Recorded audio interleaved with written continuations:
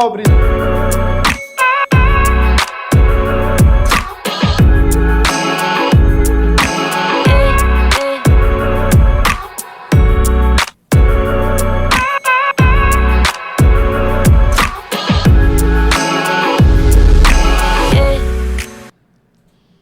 Fala, meus nobres, sejam todos bem-vindos a mais um episódio do Nobrecast, episódio número 87, né, Felipe?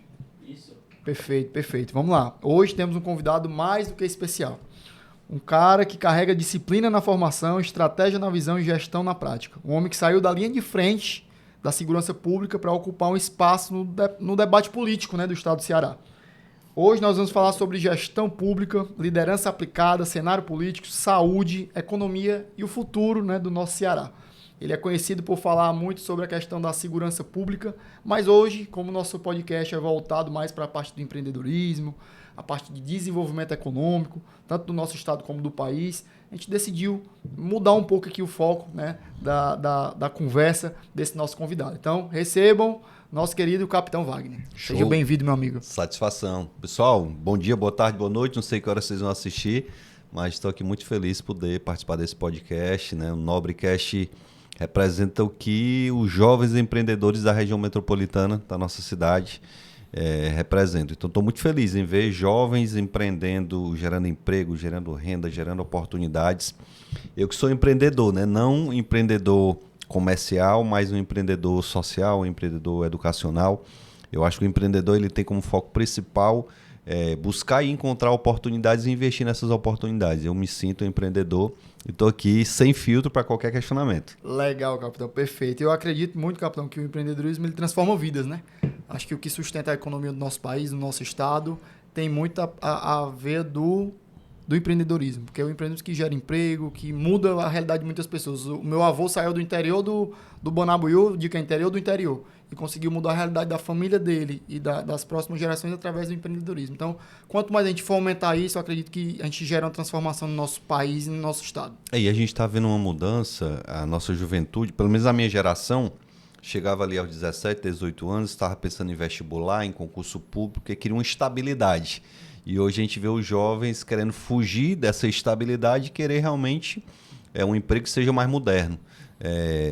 A minha filha, por exemplo, esses dias estava lá em casa gravando um vídeo, recebido disso, recebido daquilo, e eu fui perguntar como é que funciona essa história aí. De recebido, né? De recebido. Ela, pai, eu faço um videozinho aqui, ganho um dinheirinho, e foi me mostrar, rapaz, o negócio é bom. Eu até brinquei com ela, eu disse assim, ó, arruma aí uma empresa que distribua suplemento, que agora eu tô malhando, eu quero receber, eu vou fazer aí. E ela encontrou, e hoje eu faço, eu brinco muito aí com o pessoal da XX Team, que é uma galera boa que tem loja de suplementos, que tem fisioterapia, tem uma galera muito empreendedora também. E virei parceiro, hoje eu tenho meus recebidos também, então muito bacana a gente ver como o jovem hoje ele está se adaptando ao novo mercado, um mercado muito mais tecnológico. Quem não tem aptidão para a tecnologia vai passar por muita dificuldade nesse momento. Eu acho que a pandemia ela acelerou o desenvolvimento tecnológico, ela nos obrigou a conversar dessa forma, podcast. A gente não vê mais os seminários que juntavam 500 mil pessoas num hotel. Hoje esses seminários são feitos através de vídeo, né? Reuniões. E atinge milhões de pessoas, né? Atinge milhões de pessoas, né? Você pode reunir 500 pessoas ali ou pode fazer live aí que vai atingir milhões de pessoas. Eu sou um cara muito adepto da comunicação. Na política eu sempre foquei muito na comunicação. Eu brinco muito. Desde o tempo do Orkut, a meninada não sabe nem o que é Orkut, né? Eu peguei essa época ainda. Orkut, Facebook, Instagram, hoje é TikTok, tem um bocado de coisa kawaii, tem muita coisa nova aí. Então, eu sempre fui um adepto da comunicação como ferramenta de levar mensagem. Então, seja no empreendedorismo, na política, na educação. Eu digo que sou empreendedor educacional porque fui professor de preparatório para concurso durante um bom tempo na minha vida. É muito bom hoje encontrar meus alunos que passaram em concursos públicos ou que não passaram no concurso, mas foram empreender e tem um carinho muito especial por mim. Então, é muito bacana a gente poder empreender. Legal. Capitão, na visão do senhor, já aproveitando o gancho aqui, né? A gente tem aqui um certo roteiro para seguir, mas eu vou quebrar um pouquinho o protocolo e já aproveitar o gancho. Sua visão, o Brasil e o estado do Ceará, ele fomenta a questão do empreendedorismo ou ele meio que burocratiza e atrapalha, né? E o que é que o senhor tem de visão sobre isso no cenário político, que é o que você está inserido hoje? Cara, e aqui eu não vou fazer discussão político-partidária de forma nenhuma, até porque Perfeito. o tema é outro, mas a gente tem visto as gestões ao longo do tempo, e essa especial nesse momento, que tem colocado nas costas do empreendedor toda a responsabilidade de gerar riqueza, de gerar tributos, de gerar recursos para que eles possam torrar. Bom seria que o contribuinte, o empreendedor que paga seus impostos direitinho, a própria pessoa física que não tem empresa, mas que paga seus impostos também, pudesse se orgulhar de saber que aquele dinheiro está sendo bem utilizado. Pena que você paga imposto, mas não tem segurança pública de qualidade, não tem saúde pública que funcione, não tem educação pública de qualidade. Então, o tributo que a gente está pagando não é revertido em serviços para a comunidade. Se você tivesse uma segurança pública de qualidade, você que é empreendedor, aqui na sua empresa você não ia precisar contratar empresas de vigilância eletrônica, alarme e uma série de outras ferramentas que você tem que gastar também, porque se for confiar só na segurança pública, você vai se dar mal. Então, o grande problema não é só a burocracia, não é só o excesso de carga tributária que já é muito ruim para você empreender. Mas, além de tudo isso, você não ter serviços públicos de qualidade. Então, eu acho que é muito difícil empreender no Brasil. Eu já tive empreendimento, eu já abri um negócio, coloquei minha esposa para tomar de conta, ela ficou lá. A gente tinha um depósito de bebidas lá no Jockey Club. Legal. E eu era tenente da Polícia Militar, estava na ativa, né? E ela ficava lá, na minha folga eu ajudava. E ainda durou ali 3 anos, mas chegou um momento que ela engravidou do segundo filho e ficou difícil porque não dava para contratar outro funcionário, a gente acabou fechando as portas. Mas foi um período muito bacana para a gente entender a dor do empreendedor, né? De ter que pagar seus tributos, você contratar um funcionário, pagar tudo bem direitinho e às vezes ainda ter que responder a processo na justiça na hora que o cara pede para sair ou é demitido. E hoje, nesse momento, essa questão da política social do governo, que só tem porta de entrada, mas não tem porta de saída, está gerando um problema muito grande de mão de obra. Hoje, para encontrar mão de obra está difícil, porque o governo está, infelizmente, criando mecanismos que são importantes para garantir uma alimentação de qualidade, para garantir uma vida digna para as pessoas, mas não está incentivando essas pessoas a ter uma carreira, a empreender, a entrar no mercado de trabalho. As pessoas estão se acomodando. O governo entrega vale isso, vale aquilo, vale não sei o quê. E a pessoa diz, eu vou trabalhar para quê? Meu pai me ensinou desde muito cedo que dignidade é trabalhar, é você poder pagar um colégio para o seu filho, é você poder pagar um plano de saúde para a família, é você ter uma moradia digna, é você poder juntar um dinheirinho para comprar um automóvel. Então, hoje, a política tributária, a política pública, a nível federal, a nível de estado e a nível de municípios, é muito dessa do assistencialismo que desestimula as pessoas a empreender e a trabalhar como um todo. Concordo demais, capitão. A gente vê isso na prática aqui, né? Hoje a gente tem mais de 400 clientes aqui na nossa base e a dor é a mesma. Dificuldade para achar colaborador, o pessoal não quer mais trabalhar. Quando quer trabalhar, não quer trabalhar de carteira assinada, porque recebe um benefício e perde o benefício de trabalhar de carteira assinada. Eu tive num movimento de network uma vez, do pessoal do Rampap, até mandar um abraço aqui pro Gabriel e o Sérgio lá do Rampap. É um movimento de network que eles fazem com empresários, bem legal. E quem palestrou lá foi o dono da Colmeia, da construtora Colmeia. E ele estava contando lá que antigamente ele estava fazendo uma obra aqui em Fortaleza, precisava de uma equipe. Ele ia no interior ali, mandava um ônibus, trazia o pessoal para Fortaleza, assinava carteira, dava toda a assistência e tocava a obra. Hoje em dia ele leva para lá, o pessoal pergunta logo, é carteira assinada? Não tem mais quem vinha trabalhar. Ao contrário, né? Antigamente as pessoas faziam questão de ter Orgulho, a carteira carteira assinada, né? Para poder receber seus tributos, para se aposentar lá na frente. Hoje é o contrário, as pessoas não querem. Por quê? Justamente pelo que o senhor falou, os benefícios demais que tem, né? Que tem o cunho social que ajuda, que era para ter um crivo maior para as pessoas que realmente necessitam e que não têm capacidade de trabalhar, mas acaba abrindo demais porque a gente já sabe o que eles querem, né? Aí eu vou falar, porque eu acho que o senhor talvez não possa falar, mas é a compra de voto legalizada. Compra de votos legalizada completamente. E o pior, ainda tem uma justiça do trabalho. Eu tenho muito respeito pelos promotores do trabalho, pelo juiz, mas ainda tem uma justiça do trabalho que o cara faz assim: não, tu não assina minha carteira, eu vou trabalhar aqui, tu me paga por fora. Beleza, aí tu aceita essa condição porque não tem mão de obra e de repente tu aceita. Na hora que o cara sai, ele te taca na justiça para tu pagar os direitos e a justiça do trabalho vai te obrigar a pagar. Peraí, mas o cara aceitou, enfim.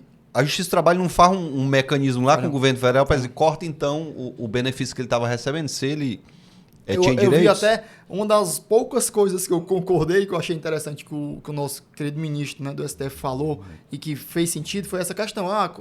Cobrar da empresa, beleza, mas cobra também do cara que aceitou esse acordo.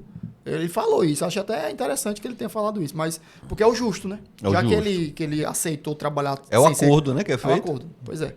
Mas, enfim, isso aí é uma verdade, né? Mas vamos entrar aqui no tema de liderança, né? O senhor, por muito tempo, foi capitão da Polícia Militar, né? Isso. Que é um cargo acho que é o maior cargo de liderança da PM do estado do Ceará. Não, o maior cargo é o de coronel. Tem um coronel, minha né? turma hoje é coronel, porque Entendi. quando eu entrei na política, eu fui candidato em 2010 a primeira vez, a gente tem uma regra diferente de todos os outros servidores. Por exemplo, se você tiver um amigo delegado, ele se elegeu deputado. Ele cumpriu o mandato do delegado Cavalcante, pronto, uma figura que todo mundo conhece. Que é o público, né? O delegado Cavalcante assumiu o mandato de deputado estadual, não foi reeleito, voltou para a delegacia e foi trabalhar normal. Veio de novo, ganhou a eleição, assumiu o mandato. Perdeu agora, voltou a ser delegado. Entendi. A gente que é militar tem uma condição diferente. Ao se candidatar, se você assumir o cargo eletivo um dia, você vai para a reserva remunerada proporcional. Meu salário hoje da polícia é menor do que o salário do soldado, porque quando eu me aposentei, eu tinha 13 anos de serviço. Então, meu salário hoje é menor do que o salário de soldado. É o salário de capitão proporcional aos 13 anos que eu contribuí para a Previdência. Então, continuo sendo capitão da Polícia Militar, mas minha turma já evoluiu, hoje é tenente-coronel. Tá um cargo de chegar ao maior cargo, que é o cargo de coronel. Entendi. Aí o senhor sai, em tese, pode voltar indo para a Polícia Militar? Só se o governador me convocar. Eu acho que ele não vai me convocar, acho não. que- Acho difícil, Acho acho difícil. difícil. Acho difícil. Entendi. Como é que foi? Porque nessa posição de capitão você lidera muitas pessoas, né? Como é liderar essas pessoas com essa a extrema pressão, né? Porque é um ambiente hostil, né, capitão? E olha como é engraçado. Na nossa formação, eu passei direto no concurso para oficial. Tem gente que entra como soldado e vai sendo promovido. Entendi. Eu já entrei para o concurso como oficial. Eu passei nesse concurso com 20 anos. Aí você imagina você estagiar, porque é uma faculdade de 3 anos, período integral, e só ia para casa no final de semana. E eu tinha meus estágios que eu ia trabalhar nos quartéis. E eu chegava no quartel com 20 anos e tinha lá um policial com 50 anos de idade olhando para mim me chamando de senhor. Eita, entendi. Então a gente já assume esse perfil de líder muito cedo, né? E se você não tiver a cabeça muito no lugar, se você não for centrado, se você não tiver uma formação familiar muito bacana, e eu agradeço muito aos meus pais por essa formação, o poder acaba subindo a cabeça e você faz muita besteira. Então, Perde a humildade. graças a Deus eu consegui passar por essa fase em que as pessoas bem mais velhas do que eu me chamavam de senhor e tratar com muito respeito, lógico que com as regras da hierarquia, da disciplina, mas a gente fez uma condução muito respeitosa, a ponto de acontecer algo que é muito raro na polícia. O que acontece na polícia? A gente tem a categoria de praças, que vai do soldado ao subtenente, e tem os oficiais, que vai do tenente ao coronel. Essa categoria de praças não gosta dos oficiais, porque são eles que comandam, são eles que cobram, mas eu fui uma exceção, né? Graças a Deus minha categoria gosta tanto de mim que me fez o vereador mais votado da história de Fortaleza, o deputado estadual mais votado da história do Ceará, o deputado federal mais votado da eleição que eu participei para deputado federal. Então, hoje eu tenho muito orgulho de dizer que a minha categoria, aqueles que eu liderei, tem por mim um carinho muito especial, porque liderar é diferente de você simplesmente mandar, é diferente de você chefiar, porque o chefe ele dá ordem e o subordinado é obrigado a cumprir. O líder, ele dá o exemplo e arrasta pelo exemplo dele. Então, procurei, durante o período que eu estive na Polícia Militar, como professor também em sala de aula, liderar pelo exemplo. Né? Eu, quando dava aula nos cursinhos, eu era um dos poucos professores que no intervalo, em vez de ir para a sala, os professores ficavam no intervalo ali tirando dúvidas dos alunos. E aí eu aprendi muito com isso. Né? Você começa a dar aula no preparatório para concurso, é engraçado que os alunos são muito interessados. Diferente, eu já dei aula em local que o pessoal não estava nem aí, né? Só contando os minutos para acabar. Mas o concurso, o cara quer passar no concurso. Quer mudar de vida. Quer assimilar todo o conteúdo. E você fica numa aula extremamente participativa e vai para o intervalo e os alunos vêm atrás querendo tirar dúvida. Mas por que isso aqui é assim? Por que é assim? E eu sempre dei muita atenção. Terminava a aula, ficava também tirando dúvida. Então, eu acho que o líder, acima de tudo, ele tem que dar exemplo. Se eu quero que o meu ambiente de trabalho seja um ambiente limpo, eu sou o primeiro a dar exemplo. Não posso estar jogando as coisas no chão.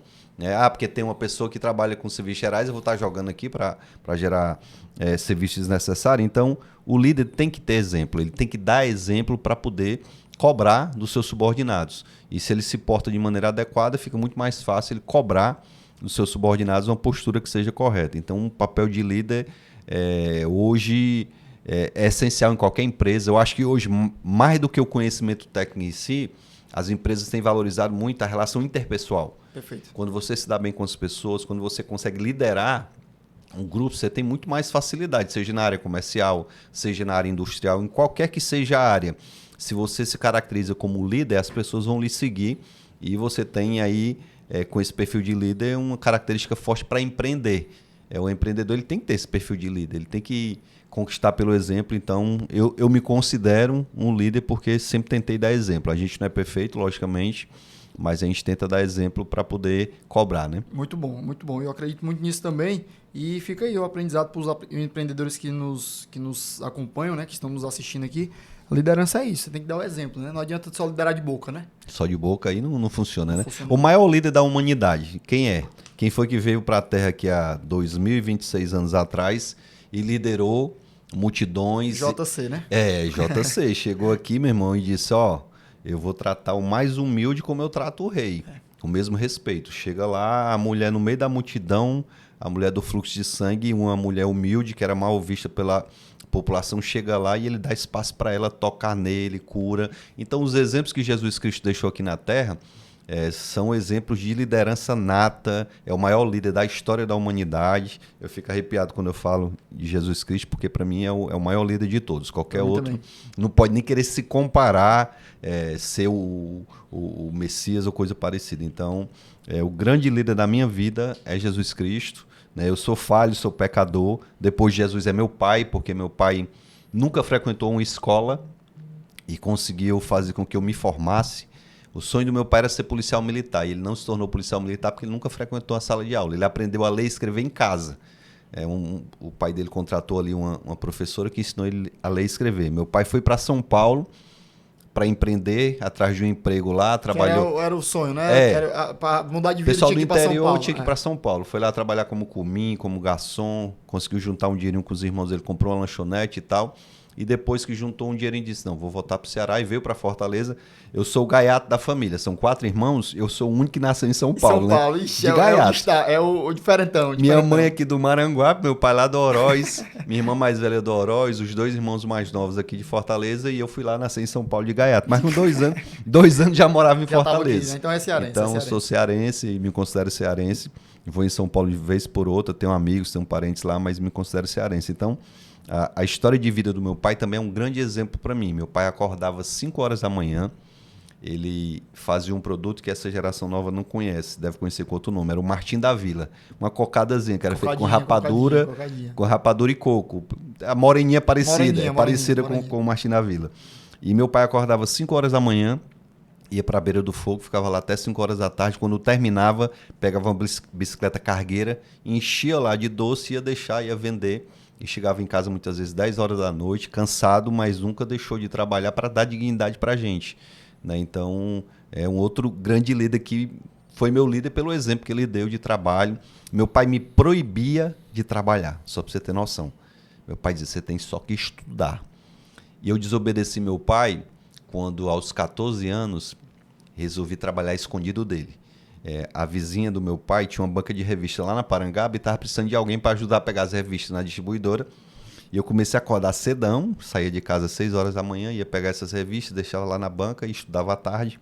E meu pai, percebendo eu acordando cedo e saindo, eu com 14 anos, pegou e me chamou um dia e vem cá, cidadão. Tá indo pra onde, bichão? O que tu tá indo fazer todo dia de manhã que tu acorda bem cedinho? Ele disse, pai, eu tô indo trabalhar. E meu pai olhou para mim, como assim? Qual era o nosso acordo? Não era você estudar? E eu com os olhos marejando já, porque eu tinha muito respeito pelo meu pai. Ele nunca me bateu, bastava olhar para mim com a cara feia que eu já Esse é o respeito de verdade. E eu disse, pai, eu me sinto inválido ao ver o senhor trabalhando aí numa beira de fogo. Eu com 14 anos de idade, com condição de trabalhar para lhe ajudar. Chega a sexta-feira, eu vou sair com meus amigos, se eu coço os bolsos aí para achar R$10 para me dar, para eu não passar vergonha, eu acho isso injusto. Então, eu quero trabalhar. Então, vamos fazer um novo acordo. Eu vou trabalhar, vou estudar. Se minhas notas na escola caírem, aí eu saio do trabalho, tá bom? Você diz, não, tá bom. E eu continuei estudando, graças a Deus as Deve notas... ter ficado muito orgulhoso. As notas não caíram, né? Eu passei na escola técnica, né? Eu terminei Nosso tempo era 8ª série, hoje é o 9º ano. Terminei no colégio lá do bairro e passei para a escola técnica, Legal. fiz o curso de técnica e eletrotécnica lá. Terminando esse curso, já no finalzinho do curso, um amigo chegou para mim contando a história. Rapaz, vai ter um concurso aí bom. Meu pai é coronel e você faz um concurso aí para oficial da Polícia Militar. E eu digo, como é que funciona essa história? É o vestibular da UES. É um do Tem o vestibular da UES pra... Na época era. Na época era. Entendi. Era o mais Sabia concorrido. A UES não tinha medicina na época, né? Sim. Em 99 foi a época que eu fiz. Em Que era 98 pra oficial, no caso, né? para oficial. E eu fiz, tirei o 2º lugar. E foi uma grande alegria pro meu pai. Eu muito magrinho, muito franzino, e meu pai muito preocupado. Rapaz, passou, mas não vai passar no teste físico. Não vai passar no teste físico. Ele não aguenta, teste de aptidão física. Ele não aguenta. Eu passei também no teste físico com muita facilidade, até porque era magrinho, que era franzino. Mais fácil, né? Jogava bola, fazia tudo. Então, passei no teste físico e me tornei oficial da Polícia Militar. E foi um grande orgulho do meu pai, porque ele queria que eu fosse... Mas tu foi por pressão dele, não, né? Foi esse amigo que falou da possibilidade e eu acabei fazendo. Eu fui em busca de um emprego, mas depois cheguei lá e me apaixonei pela profissão. É muito bacana. Tem uma foto minha, de vez em quando eu posto na rede social, que é uma foto que meu pai me fardou. Eu com 4 anos de idade, com a farda de sargento. Massa. Né? E eu consegui já passar direto para oficial. Né? O sargento é soldado, cabo, sargento, subtenente. Eu já passei direto para tenente. Então foi um grande orgulho para o meu pai. O meu pai, às vezes, ele anda em locais que não são tão seguros. Eu digo, pai, não diga que é meu pai. Besteira.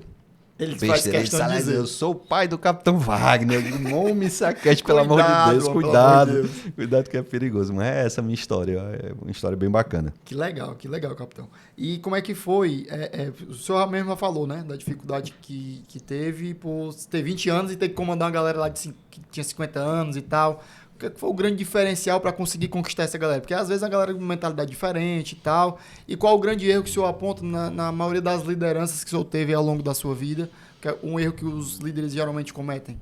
Cara, o maior erro que eu vejo ser cometido por alguns supostos líderes, né? Supostos, né? Porque o líder de verdade ele não comete esse tipo de erro. É você querer usar da força para coagir as pessoas a fazer algo.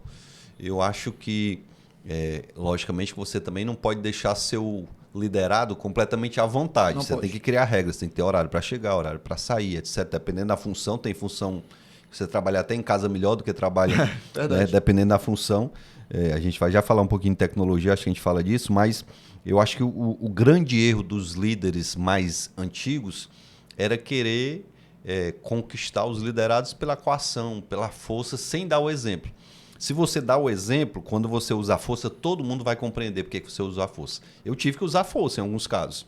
Por quê? Porque eu dei o exemplo. Eu fui gentil. Trabalhei com todo mundo. Tentei de novo. Dei chance pro cara. O cara não quer, meu irmão, aí você tem que usar da força. Quando o cara não quer, aí você tem que chamar para conversa. Meu irmão, você não quer? Peça para sair que é melhor. Né? Então, tive que fazer em alguns momentos isso. O líder ele não é fraco, ele não é frágil. Ele demonstra humildade, mas ser humilde não é ser fraco. De novo, eu vou para Jesus Cristo. Jesus Cristo, quando quis usar da força, meu irmão, ele usou... Virou o sete lá na frente do templo lá. Pronto. Quem quis humilhar Jesus, ele botou no devido lugar. Então, de novo, minha referência é esse grande líder. Então, o erro dos líderes mais antigos e alguns da atualidade é querer liderar pela força, pela coação, sem dar o exemplo. O exemplo, meu irmão, ele abre o caminho para que você possa cobrar, ele abre o caminho para que as outras pessoas fiquem do seu lado. Tu está liderando uma equipe de 50 pessoas. Se tu está sendo gentil com todo mundo, se tu está cobrando o que é certo, e alguém destoa, os outros 49 vão entender que tu está cobrando que aquele ali entre na linha, porque senão o trabalho de 50 vai ser executado por 49, que o outro não está fazendo. Então, eles vão ser prejudicados. Então, eu acho que o grande segredo da liderança é esse, é você fazer as pessoas entenderem que se um destoar, todos serão prejudicados. Legal. Então, acho que esse é o segredo. Perfeito, perfeito. E, capitão, onde é que surgiu aí essa ideia, essa vontade, né, de mudar, sair da carreira de polícia e partir para a política, né? Que é um cenário tão... Quando eu né, como civil hoje e de fora, já me passou esse questionamento de ir para a política. Eu acho que muito cidadão brasileiro pensa isso. Quando pensa em se envolver com alguma coisa política e tal, não, mas é um meio muito sujo, a gente vai acabar se... Como é que eu posso dizer? Se corrompendo, vai entrar pro jogo do sistema e tal. Como é que foi essa mudança, né? Porque podemos dizer, né? Saiu de um cenário ali que você tava como o mocinho que defende a galera e passou para um cenário que não é tão bem visto assim pela sociedade. Né?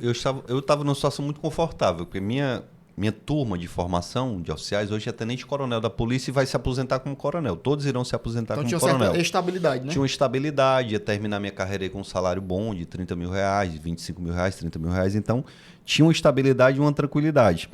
Só que eu escutei várias vezes uma história que me incomodou e me tocou. Você sabe aquela piscina imunda, cheia de lodo, que está ali abandonada, que todo mundo fala mal, mas ninguém tem coragem de entrar na piscina para poder limpar? Sim. De tanto escutar essa história, eu falando mal dos políticos, eu falando mal da situação política do Estado, do Brasil, e reclamando, até que um dia os policiais começaram...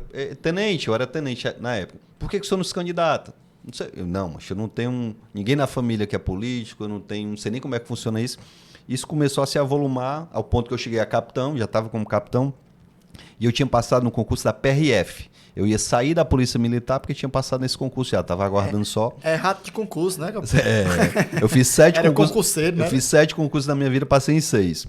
Então, tinha passado já nesse concurso da PRF e estava aguardando a convocação. Aí, de repente, os policiais começaram a instigar. E começou a vir ligação de Juazeiro, de Canidé, de Itapipoca. E eu encontrava o pessoal na rua que o pessoal tem que ser o senhor, tem que ser o senhor. A gente só confia se for o senhor. Eu disse, rapaz, bora testar esse negócio, né? Vê se eu gosto. Aí eu chamei minha família, reuni a família e disse, ó, eu vou testar, mas se a primeira votação for um fiasco, eu me aquieto. Eu não vou estar insistindo com candidatura se a coisa não fluir. Até porque eu não tenho dinheiro para estar bancando campanha política. E eu fui candidato.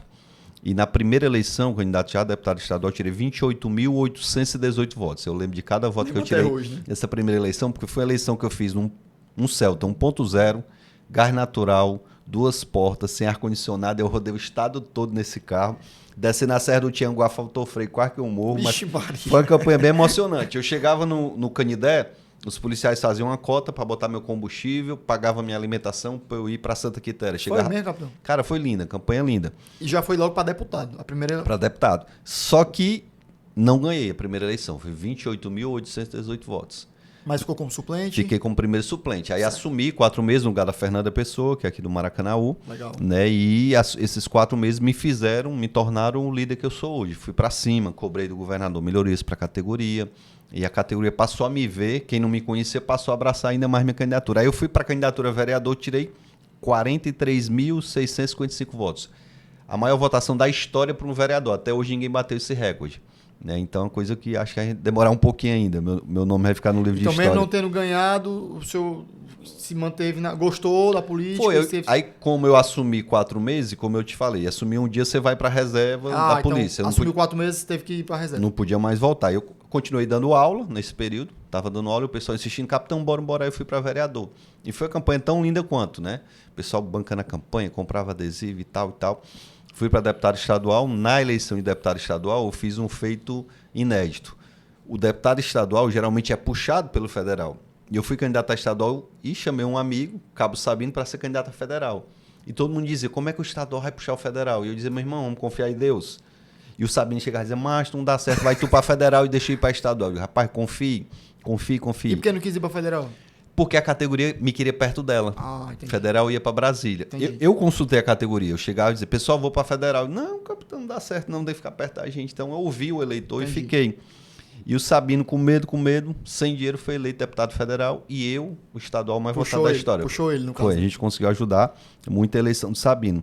E de lá para cá, vocês conhecem o resto da história. Mas o que me motivou, respondendo ao seu questionamento, foi ver aquela piscina suja e ficar reclamando. Minha primeira eleição muito engraçada. Eu me lembrei quando eu era o eleitor, que chegava o caba na minha porta, que pegava na minha mão, pedia meu voto. Quando ele dava as costas, vai pra lá, ladrão. Então, quando eu chegava na casa do eleitor, que eu pegava na mão, que eu saía, eu já sentia a facada nas costas. Vai me esculhambar. A partir da segunda, eu já não senti mais isso. Eu disse, assumi, trabalhei, o pessoal viu que realmente eu sou uma pessoa séria, honesta, então fica mais fácil a gente poder chegar na casa e pedir voto. Então, foi um momento muito bacana, mas eu coloquei esse limite. Se na primeira eleição não for bacana, eu não vou insistir. E graças a Deus, de lá para cá, a gente tem se mantido aí na política. Eu escutei isso uma vez na internet, que para que a política no Brasil ela mude, pessoas de bem, né, tem que começar a se posicionar. Então, assim, isso mudou um pouquinho a minha cabeça e realmente faz sentido, né? Como é que algo que é ruim vai mudar se não tiver pessoas boas envolvidas naquele negócio, né? E pessoas, cara, hoje eu estou muito preocupado com a política brasileira, porque a gente não vê profundidade no debate. O debate está muito raso. Muito raso, verdade. Muito raso. É assim, ó, é direita contra a esquerda contra a direita. Mas peraí, qual é a proposta? Não, eu sou de direita, tu tem que votar em mim. Eu sou de esquerda, tu tem que votar... Aí o público se polariza também, um defendendo o outro, é time de futebol, né? Só pela ideologia, o que tu tem de proposta para os empreendedores? O que tu tem de proposta para a saúde, para a educação? Poxa, as pessoas hoje, infelizmente, o eleitor, em virtude também do acesso muito frequente à rede social, na rede social você não vê debate profundo. Você vê no YouTube, se você quer buscar um conteúdo, você vai no YouTube, mas no Instagram não tem. Não tem. TikTok, vez por outro, você acha alguma coisa, mas as pessoas se acostumaram a um debate limitado ali, a 1 minuto, 2 minutos no máximo. O pessoal não quer ganhar tempo aprendendo alguma coisa. As pessoas dizem perder tempo. As pessoas não querem mais ler um livro, as pessoas querem informação muito mastigada. E eu acho que isso é muito ruim para o debate político. A gente vê, muitas vezes, as pessoas votarem porque o candidato é bonito, ou porque o candidato torce pelo meu time, ou porque o candidato... Poxa, cara, vamos escolher critérios para votar no candidato. E muitas vezes o pessoal vota, capitão, porque o candidato me ajudou com alguma coisa, ou porque o candidato beneficiou só a minha classe, mas não vê o todo, né? Pois é, meu amigo, ou é conhecido, se eu precisar dele, eu vou poder bater. Acho que não pode ser isso. Não a pode, gente tem que ter... Eu até defendo que para se candidatar era para ter uma escolaridade mínima. Cara, aí eu tenho que falar, vergonha nacional, Tiririca eleito deputado federal, tiveram que dar para ele 2 meses para ele aprender a escrever o nome dele, porque ele foi eleito sem cumprir o que a legislação manda. A legislação diz assim, ó, você tem que saber ler e escrever. Ele nem sabia ler nem escrever, cara. Mas se dizer que a pessoa basta saber ler e escrever para ser deputado federal, para ser senador, para ser presidente da República, é um absurdo. Você ser presidente da República sem ter um nível superior, cara, não era para ser assim. Eu acho que tinha que se estabelecer a escolaridade mínima. Mas vai tolher o direito. Se a pessoa quer ser político, vai estudar, cara. Vai estudar. Como é que você vai discutir leis se você não frequentou... Não sabe nem ler. Pronto.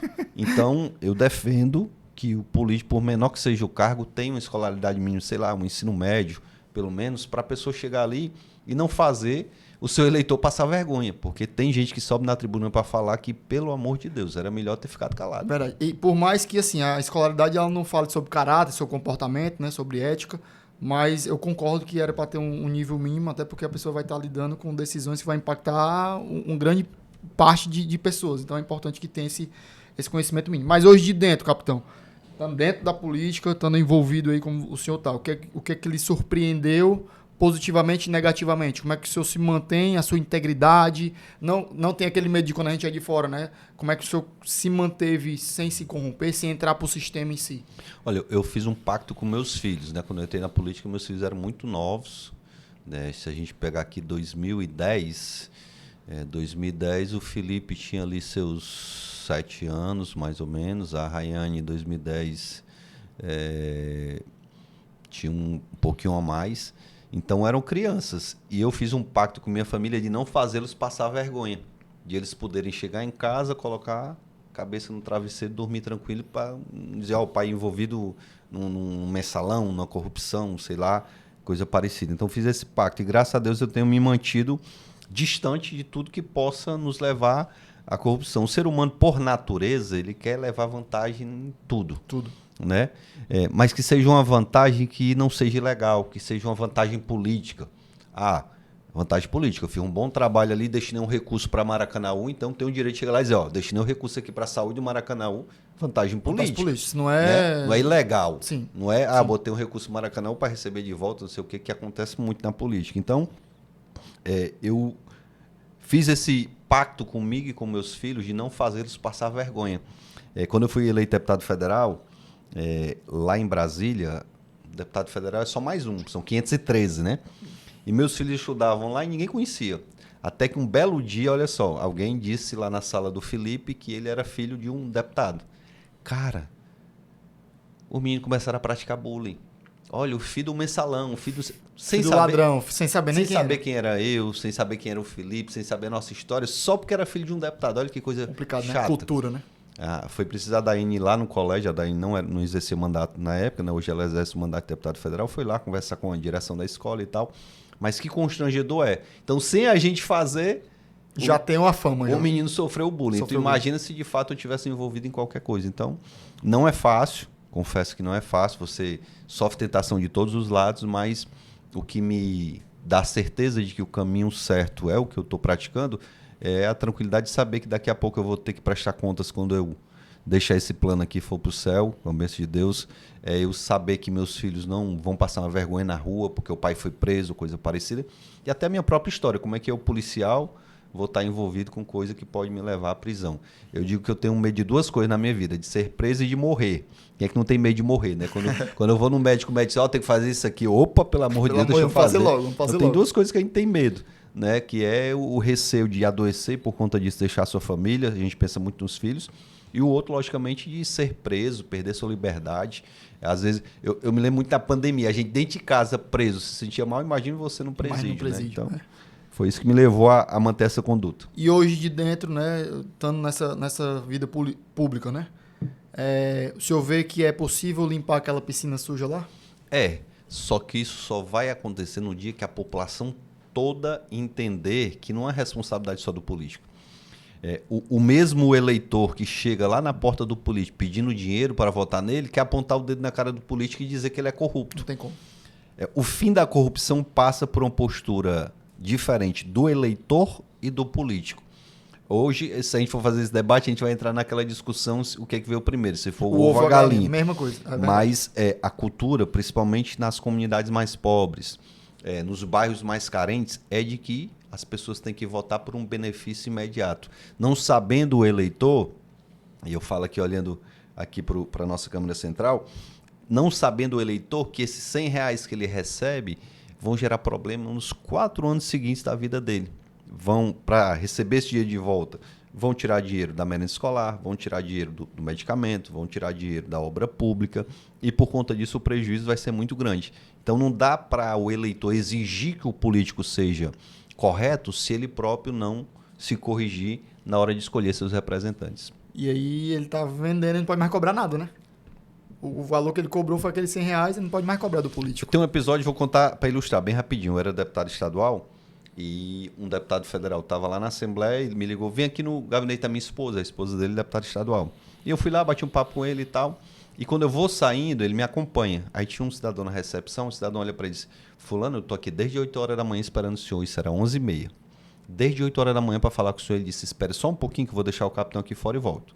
E ele sai andando comigo no corredor da Assembleia e anda, depois de uns 100 metros de gay, mas tu não vai voltar não para atender o rapaz que ficou lá.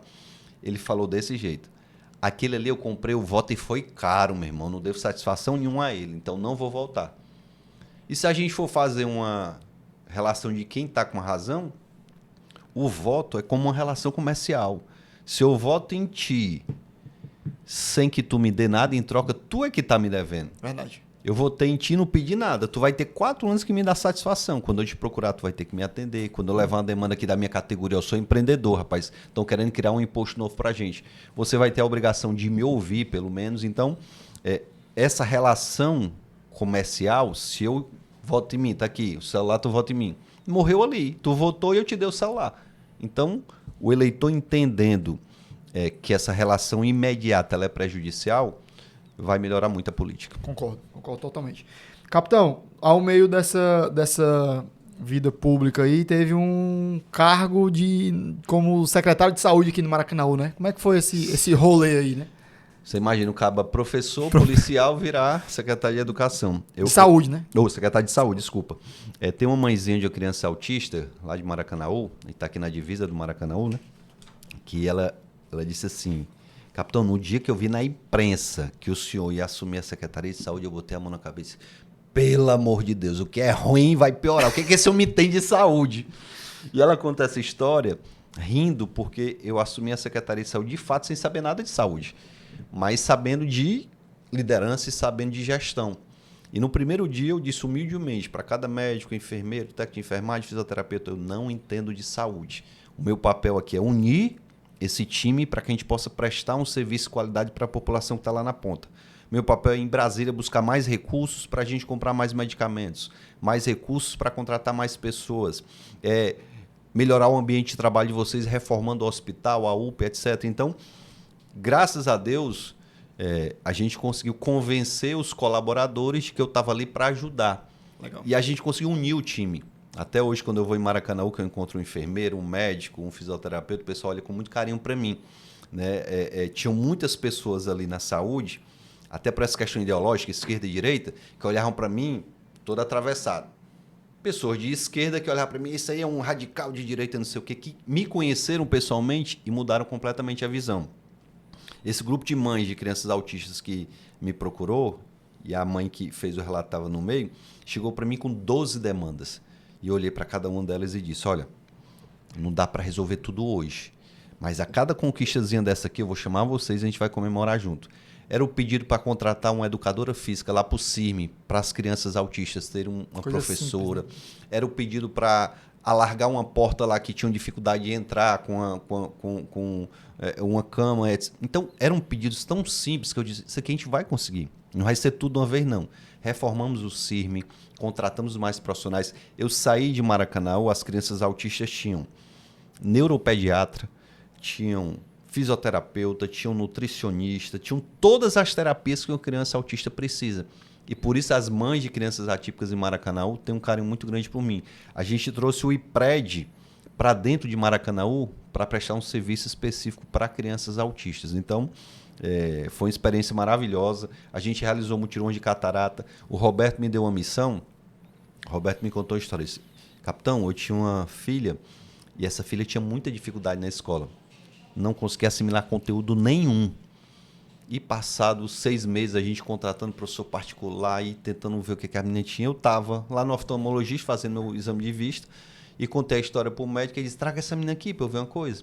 Ele levou a menina lá, quando fez o exame, a menina não enxergava direito. Como é que essa menina ia aprender alguma coisa? E a gente criou um programa chamado Vê e Lê. Todas as crianças da rede municipal de Maracanã, todas, sem exceção, passaram por um exame oftalmológico. As que estavam bem, beleza. As que precisavam de óculos, a gente comprou o óculos, chamou os pais, escolha a armação que o senhor quer. Entregamos a armação com óculos, com a lente direitinho. Aquelas que precisaram de cirurgias, a gente encaminhou para a cirurgia. Então, os pais nessas escolas ficaram apaixonados por mim. Eu nem era secretário de educação. A minha relação com o secretário de educação ficou muito estreita. Né? O Jorge Valentim... Anda paralelo. A gente montou equipes para visitar as escolas, equipe como médico, enfermeira, etc. Então, a gente revolucionou no período que eu passei em Maracanã, com a ajuda e a liberdade que o Roberto me deu, porque se o prefeito não der liberdade, você não faz, são muitas as travas. Tivemos que mudar pessoas que não queriam trabalhar, que estavam ali só por indicação política. O Roberto pode trocar, capitão. Se não quer trabalhar, troque. O vereador pode até indicar alguém para trabalhar, mas a pessoa tem que trabalhar. Não pode ir só para o local para passar o tempo.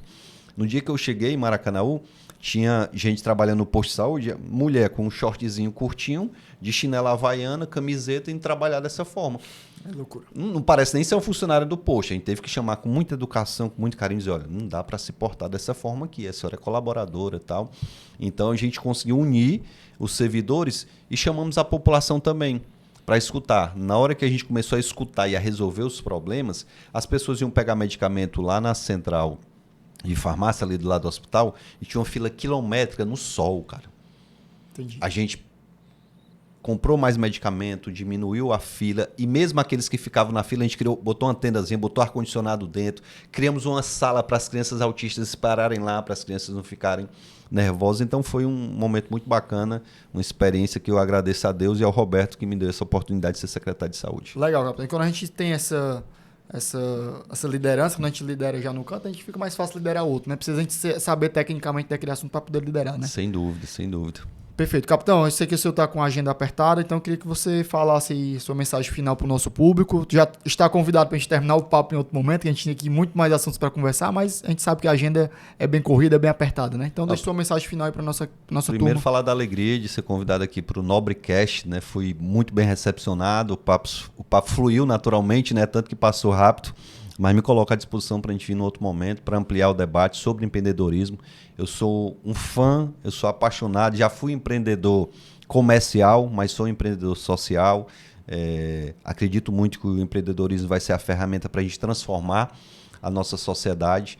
hoje com a tecnologia que está posta, com as mentes brilhantes que o estado do Ceará tem, eu tenho certeza que a gente pode transformar esse estado num estado próspero, num estado que vai ser referência nacional em geração de emprego e renda e em qualidade de vida. Eu não acredito que isso aconteça sem a mão dos empreendedores. E enquanto agente público, me coloco aqui à disposição para eu, a minha esposa Daiane, os amigos que eu tenho, a gente possa de alguma forma colaborar com os empreendedores, seja diminuindo carga tributária, seja diminuindo a burocracia, que ainda é um absurdo aqui no estado do Ceará, facilitando a vida do empreendedor.